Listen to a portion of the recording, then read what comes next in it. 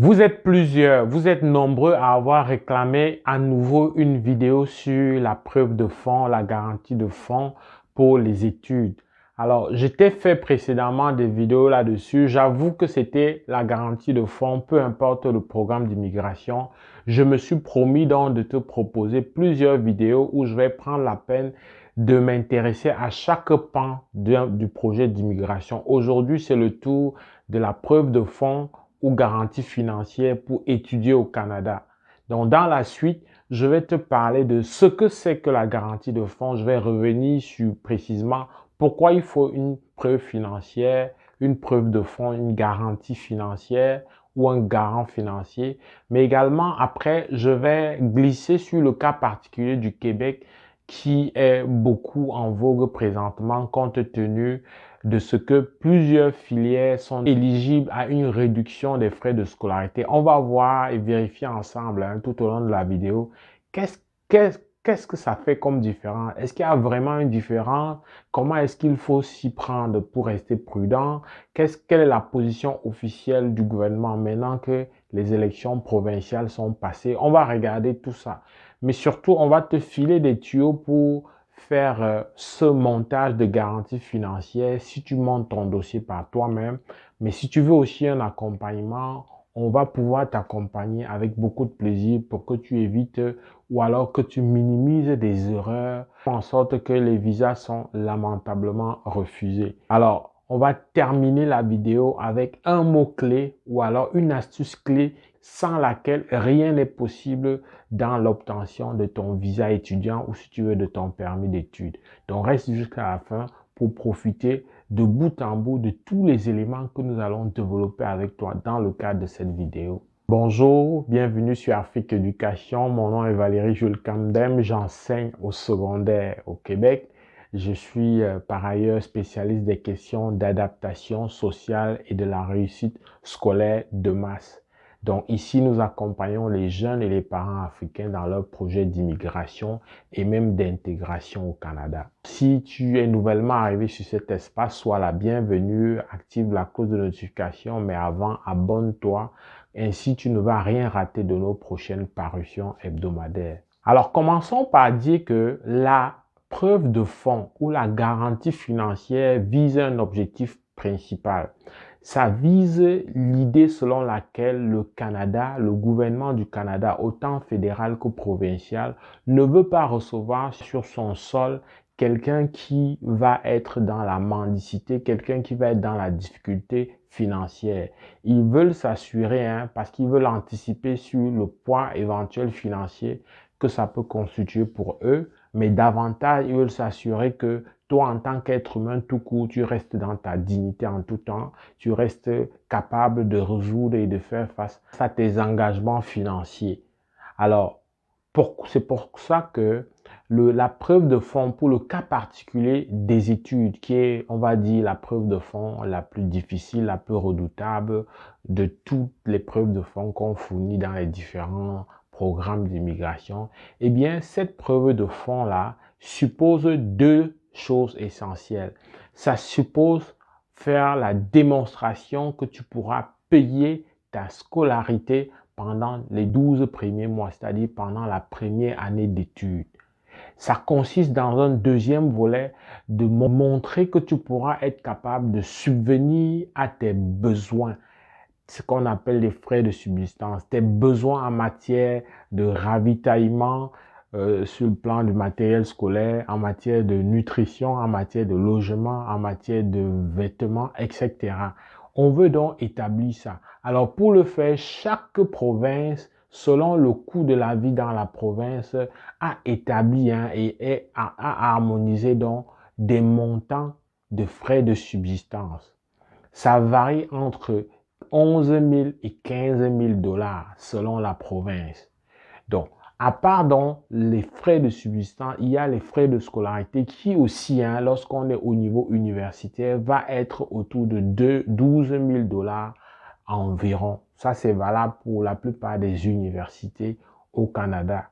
À côté de ça, il y a ce qu'on appelle le cégep. Le cégep, c'est le premier niveau de l'enseignement supérieur au Canada.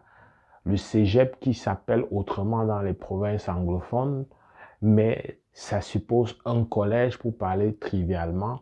Ben, le cégep qui est le premier palier dans l'enseignement supérieur comprend donc une formation générale de 2 ans et une formation technique qui aboutit donc à un deck technique. Le deck technique qu'on peut, si on tient à faire l'équivalence avec l'Afrique de ce qu'on appelle le brevet des techniciens supérieurs ou le DUT pour certains. Donc, là-bas au cégep, comme c'est le premier niveau, les frais de scolarité pour un étudiant international, c'est relativement bas. C'est autour de 9 000 $ environ. Ces montants peuvent changer. Attention, là, je me concentre sur les établissements dits publics ou disons des établissements subventionnés. Mais il existe à côté des établissements privés qui sont au niveau, on va dire, secondaire, ceux qui aboutissent à un DEP. C'est-à-dire que pour y accéder, tu n'es pas obligé d'avoir forcément un baccalauréat en Afrique. Donc, tu peux y accéder parce que c'est une formation ici qui est permis pour ceux qui ont réussi au moins leur secondaire 3. Mais en Afrique, si tu as réussi la classe de première ou pour vraiment être à l'abri de tout, d'éventuels coûts de prérequis qu'on va t'imposer, si tu as ton bac, ça va être correct. Sauf que c'est un niveau inférieur par rapport au collégial. Là-bas, les frais de scolarité, ça peut aller sur une moyenne annuelle à 15 000 $ parce que souvent c'est des programmes de 18 mois par là et la scolarité va coûter autour de 24 000 $. Ça peut être légèrement moins, légèrement plus, mais c'est autour de 24 000. Ramener ça sur 12 mois, c'est l'équivalent d'une quinzaine de mille de dollars. Pour des études collégiales privées, ça va être autour souvent de 19 000 $. Mais il y a des programmes qui sont jusqu'à 22 000 $, voire même plus parfois. Dans tous les cas, il y a du cas par cas selon que c'est un établissement public subventionné, c'est un établissement purement privé. Mais dans le principe, tu viens de comprendre qu'il y a deux leviers. Il y a le levier dans des frais de subsistance, comment tu vas vivre, ce qu'il faut pour vivre. Il y a le levier des frais de scolarité qui dépendent directement de ton choix d'école, est-ce que c'est une école subventionnée ou pas.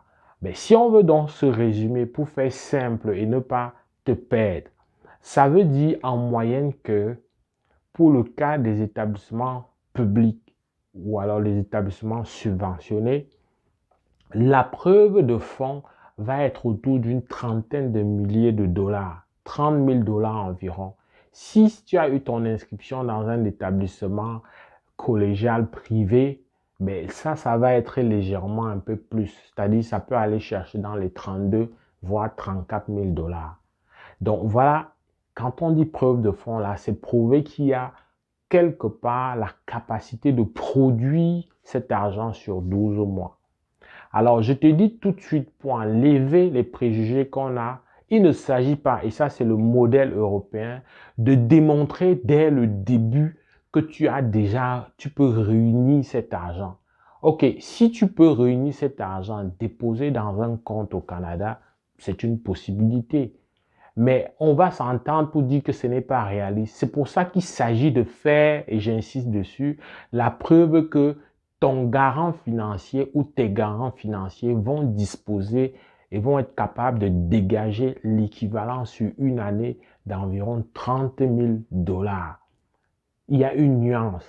Ce n'est pas que dès le début, tu montres que c'est là. Si tu montres dès le début, c'est idéal. Mais comme ce n'est pas toujours évident, il faut que ceux qui font la garantie financière, tes garants financiers qui peuvent être, ça peut être une personne, ça peut être toi-même si tu as des revenus, ça peut être toi et certaines autres personnes. Ces personnes-là doivent être idéalement des personnes proches de toi ou des personnes significatives dans ta vie. Donc, vous pouvez ne pas avoir une filiation de sang, mais vous pouvez avoir un autre type de filiation, mais qui peuvent être considérées comme admissibles. Mais quand c'est dans un proche ou une personne significative pour toi, ça peut être aussi une personne morale significative pour toi. Il y a vraiment tellement de choses. Si on travaille ensemble, si on t'accompagne, on va être capable de te donner dans ces précisions-là. Mais de manière générale, la personne ou les personnes qu'on appelle des garants financiers, ben, ils doivent être capables de démontrer que sur 12 mois, ils peuvent dégager lorsqu'on somme au prorata de leur engagement. Lorsqu'on fait la somme, on doit être capable de voir que sur 12 mois, on va produire donc l'équivalent de 30 000 dollars. Donc, chaque garant, s'il y en a plusieurs, doit être capable de faire une note pour dire jusqu'à quel niveau il s'engage. Et c'est quoi la suite? La suite, c'est que après cette note qui montre ton engagement solennel, tu dois donc produire. Tu peux te contenter de produire des fiches de paye. Des fiches de paye qui montrent que ton salaire peut, après avoir dégagé tes charges personnelles familiales de tous les jours, tes charges habituelles, que tu peux dégager l'équivalent de ce que tu promets si tu fais cette démonstration-là. Donc, si chacun d'eux, à partir de ces fiches de paie, peuvent démontrer ça, ben ça va être suffisant. Donc, à ce moment, il va falloir tout simplement produire probablement sa lettre d'emploi pour ce garant, produire ses fiches de paye sur plusieurs mois, produire éventuellement son relevé de déclaration d'impôt pour ceux qui sont dans des pays comme le Canada où il faut faire une déclaration.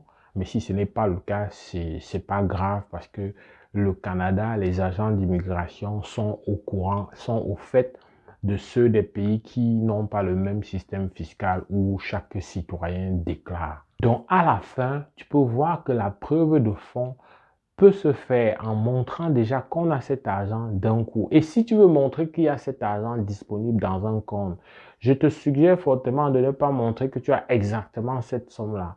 Ou alors, si tu veux montrer que tu as exactement cette somme-là, il faut qu'on soit capable de voir que cette somme-là est logée là dans le compte ou dans les comptes depuis plusieurs mois, que ce n'est pas un nouveau dépôt ou que ce n'est pas un dépôt récent. Il faut qu'on voit à partir de l'historique de tes mouvements que tu es à l'abri du besoin, que ce n'est pas un argent que tu es prêt à utiliser d'un coup.